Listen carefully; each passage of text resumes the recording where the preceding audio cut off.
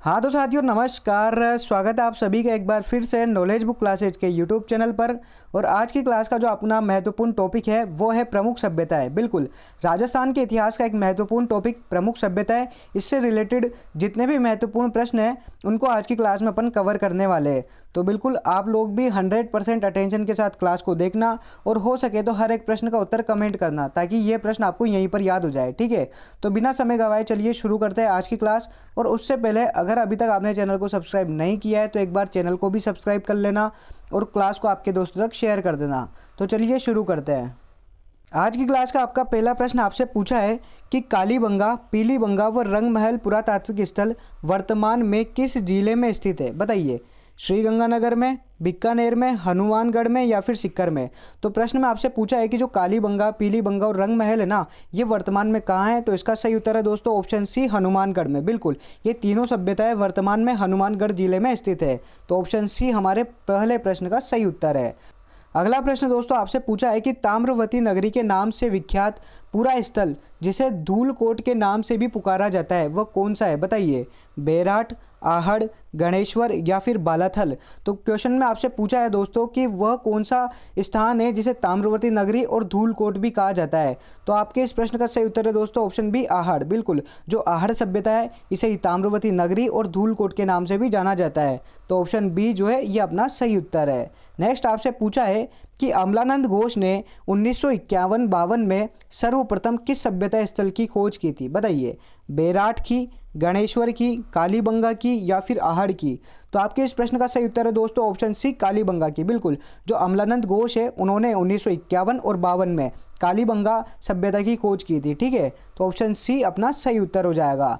अगला प्रश्न दोस्तों आपसे पूछा है कि राजस्थान की वह सभ्यता जिसे ताम्रयुगीन सभ्यताओं की जननी कहा जाता है? बताइए, कौन सी सभ्यता को ताम्रयुगीन सभ्यताओं की जननी कहा जाता है?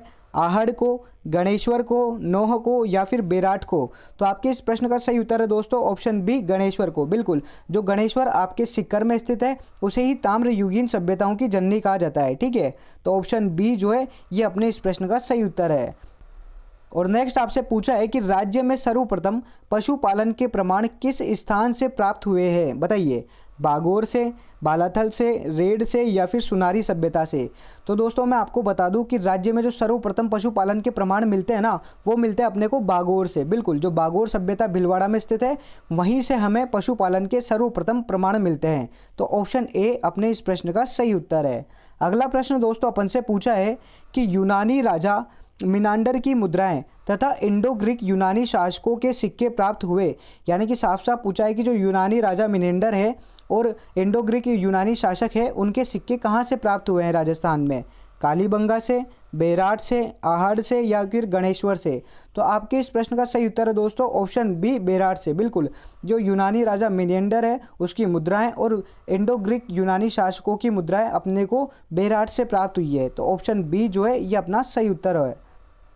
नेक्स्ट अपन से पूछा है कि निम्नलिखित में से कौन सा स्थल प्राचीन मत्स्य महाजनपद की राजधानी था? बताइए, बेराट, बयाना, गरदड़ा या फिर नगरी? तो आपको पता ही है कि मत्स्य महाजनपद की राजधानी विराटनगर था और विराटनगर का ही नाम है बेराट। क्या नाम है? बेराट। तो बेराट जो है ये अपने इस प्रश्न का सही उत्तर होगा। तो ऑप्शन ए अपना सही उत्तर है।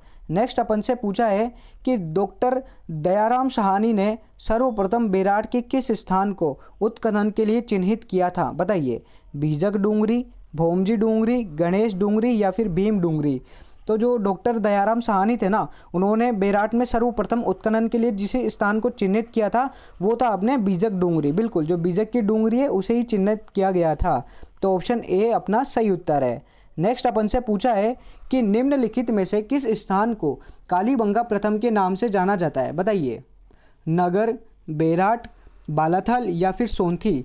तो देखिए, कालीबंगा प्रथम के नाम से जाना जाता है आपकी सोंथी सभ्यता को। बिल्कुल, जो आपके बीकानेर में स्थित है उसे ही कालीबंगा प्रथम कहते हैं। ठीक है, तो ऑप्शन डी जो है इस प्रश्न का सही उत्तर है। नेक्स्ट आपसे पूछा है कि किस स्थान से एक प्राचीन प्रथम अलंकृत गुफा प्राप्त हुई है? बताइए, गरदड़ा से, ओजियाना से, बांका से या फिर बालाथल से? तो आपकी जो प्राचीन प्रथम अलंकृत गुफा प्राप्त हुई है ना वो प्राप्त हुई है आपकी गरदड़ा से। बिल्कुल, जो गरदड़ा आपकी बूंदी में स्थित है वहीं से प्रथम अलंकृत गुफा प्राप्त हुई है। ठीक, तो ऑप्शन ए अपने इस प्रश्न का सही उत्तर है। अगला प्रश्न अपन से पूछा है कि किस पुरा स्थल को प्राचीन भारत का टाटा नगर कहते हैं, बताइए। नौह भरतपुर को, रेड टोंक को, नगरी चित्तौड़ को या फिर सुनारी झुंझुनू को। तो प्राचीन भारत का जो टाटा नगर है वो कहते हैं अपन रेड को, बिल्कुल। जो रेड सभ्यता आपके टोंक में स्थित है उसे ही प्राचीन भारत का टाटा नगर कहते हैं, क्योंकि यहाँ से बहुत सारे लोहे के सिक्के प्राप्त हुए थे। तो ऑप्शन बी जो है वो अपने इस प्रश्न का सही उत्तर है। नेक्स्ट आपसे पूछा है कि किस पुरा स्थल को आगाटपुर सभ्यता के नाम से भी जाना जाता है, बताइए। वो कौन सी सभ्यता है जिसका उपनाम है आगाटपुर सभ्यता, आहड़ सभ्यता, बालातल सभ्यता, बेराट सभ्यता या फिर गिलुंड सभ्यता।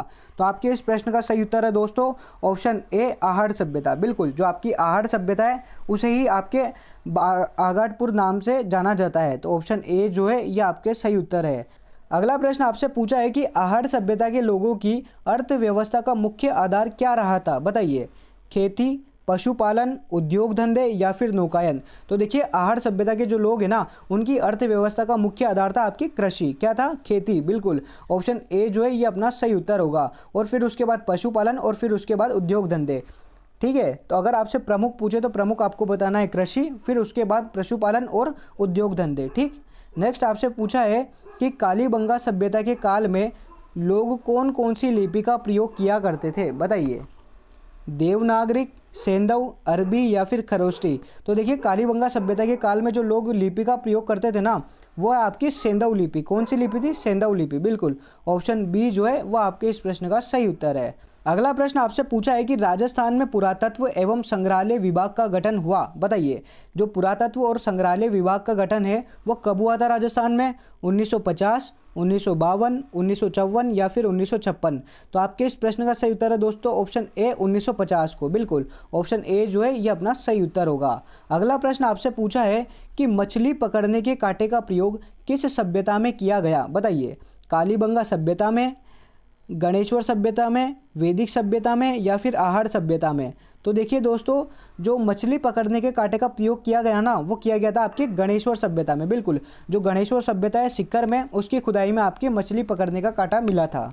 तो ऑप्शन बी जो है ये अपने इस प्रश्न का सही उत्तर है। अगला प्रश्न आपसे पूछा है कि बीबी लाल एवं बीके थापर ने किस सभ्यता स्थल का उत्खनन कार्य किया, बताइए। बेराट का, गणेश्वर का, कालीबंगा का या फिर आहड़ का। तो आपके जो बीबी लाल और बीके थापर है ना इन्होंने कालीबंगा सभ्यता का उत्खनन किया था, बिल्कुल।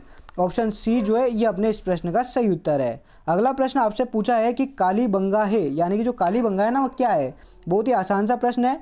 पाषाण युगीन सभ्यता है, कांस्य युगीन सभ्यता, ताम्र युगीन सभ्यता या फिर लौह युगीन सभ्यता। तो आपके जो कालीबंगा है दोस्तों ये आपके कांस्य युगीन सभ्यता है। कौन सी है, तो कांस्य युगीन सभ्यता। ऑप्शन बी जो है वो आपके इस प्रश्न का सही उत्तर है। अगला प्रश्न आपसे पूछा है कि राजस्थान की किस सभ्यता से लकड़ी की नालियों के अवशेष प्राप्त हुए हैं, बताइए। आहड़ सभ्यता से, गणेश्वर सभ्यता से, बेराट सभ्यता से या फिर कालीबंगा सभ्यता से।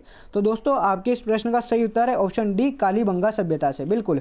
जो आपकी कालीबंगा सभ्यता है इसमें घरों से पानी निकालने के लिए लकड़ी की नालियों का प्रयोग किया जाता था, ठीक है। तो ऑप्शन डी आपके इस प्रश्न का सही उत्तर है। अगला प्रश्न आपसे पूछा है दोस्तों कि मानव ने पहिए का आविष्कार किस काल में किया था, बताइए। नवपाषाण काल में, मध्य पाषाण काल में, पूरा पाषाण काल में या फिर उपयुक्त सभी। तो देखो मानव ने जो पहिए का आविष्कार किया था ना वो किया था आपके नवपाषाण काल में, बिल्कुल। ऑप्शन ए जो है वो आपके इस प्रश्न का सही उत्तर है। अगला प्रश्न दोस्तों आपसे पूछा है कि नगर पुरातात्विक स्थल राजस्थान के किस जिले में स्थित है, बताइए। जयपुर में, अजमेर में, हनुमानगढ़ में या फिर टोंक में। तो आपके जो नगर पुरातात्विक स्थल है ना ये स्थित है टोंक में। कहाँ पर स्थित है, टोंक में, बिल्कुल। ऑप्शन डी अपना सही उत्तर हो जाएगा। और दोस्तों आपसे पूछे कि नगरी पुरातात्विक स्थल कहाँ स्थित है तो फिर आपको बताना है कि चित्तौड़गढ़ में, ठीक है। तो इस प्रश्न का सही उत्तर फिलहाल ऑप्शन डी होगा। नेक्स्ट आपसे पूछा है कि निम्नलिखित में से किसके द्वारा बेराट पुरा स्थल का उत्खनन कार्य किया गया, बताइए। जो बेराट सभ्यता है उसका उत्खनन किसने किया था, दयाराम साहनी, अमलानंद घोष, बीबी लाल या फिर रत्नचंद्र अग्रवाल। तो आपके इस प्रश्न का सही उत्तर है दोस्तों ऑप्शन ए दयाराम साहनी, बिल्कुल। जो डॉक्टर दयाराम साहनी थे उन्होंने बेराट सभ्यता का उत्खनन का कार्य किया था। तो ऑप्शन ए जो है वो आपके इस प्रश्न का सही उत्तर है। और अगला प्रश्न पूछा है आपसे कि बौद्ध धर्म से संबंधित पुरातात्विक अवशेष कहाँ मिले हैं, बताइए। बेराट से, नगर से, नलियासर से या फिर कालीबंगा से। तो आपसे प्रश्न में पूछा है कि बौद्ध धर्म से संबंधित पुरातात्विक अवशेष कहाँ से मिले हैं, तो इसका सही उत्तर है दोस्तों ऑप्शन है बेराट। बिल्कुल, बेराट जो आपकी कोटपुतली में स्थित है वहीं से बौद्ध धर्म से संबंधित पुरातात्विक अवशेष प्राप्त हुए हैं। तो ऑप्शन ए जो है यह आपका सही उत्तर है। अगला प्रश्न आपसे पूछा है कि भीम डूंगरी, गणेश डूंगरी राजस्थान की किस सभ्यता से संबंधित है, बताइए। गणेश्वर सभ्यता, बेराट सभ्यता, आहड़ सभ्यता या फिर कालीबंगा सभ्यता। तो आपके भीम डूंगरी, गणेश डूंगरी, बीजक डूंगरी, ये सभी जो डूंगरियाँ है ना, ये संबंधित है आपके बेराट सभ्यता से। कहाँ से? बेराट। बिल्कुल, ऑप्शन बी जो है ये आपके इस प्रश्न का सही उत्तर है। अगला प्रश्न आपसे पूछा है कि दोहरी रक्षा प्राचीर के साक्ष्य राजस्थान की किस सभ्यता से प्राप्त हुए हैं, बताइए। बालाथल से, ओजियाना से, कालीबंगा से या फिर गणेश्वर से। तो दोहरी रक्षा प्राचीर के जो साक्ष्य प्राप्त हुए ना दोस्तों, वो हुए आपके कालीबंगा सभ्यता से। बिल्कुल, जो कालीबंगा हनुमानगढ़ में स्थित है वहीं से आपके दोहरी रक्षा प्राचीर के साक्ष्य प्राप्त हुए हैं। तो ऑप्शन सी आपके इस प्रश्न का सही उत्तर है। अगला प्रश्न आपसे पूछा है कि निम्नलिखित में से किस इतिहासकार ने कालीबंगा को सिंधु घाटी सभ्यता की तृतीय राजधानी कहा है, बताइए। GH ओझा ने, श्यामल दास ने, दशरथ शर्मा ने या फिर दयाराम साहनी ने। तो प्रश्न में आपसे पूछा था कि कालीबंगा को सिंधु घाटी सभ्यता की तृतीय राजधानी किसने कहा था, यानी कि वो विद्वान कौन था। तो आपके इस प्रश्न का सही उत्तर है दोस्तों ऑप्शन सी, दशरथ शर्मा। बिल्कुल, जो दशरथ शर्मा है उन्होंने ही कालीबंगा को सिंधु घाटी सभ्यता की तीसरी राजधानी बताया था। तो ऑप्शन सी आपके इस प्रश्न का सही उत्तर होगा। अगला आपसे पूछा है कि किस प्राचीन सभ्यता केंद्र को ताम्रवती नाम से भी जाना जाता था, बताइए। कालीबंगा, बेराट, गणेश्वर या फिर आहड़। प्रश्न में आपसे पूछा है कि ताम्रवती के नाम से कौन सी सभ्यता को जाना जाता था।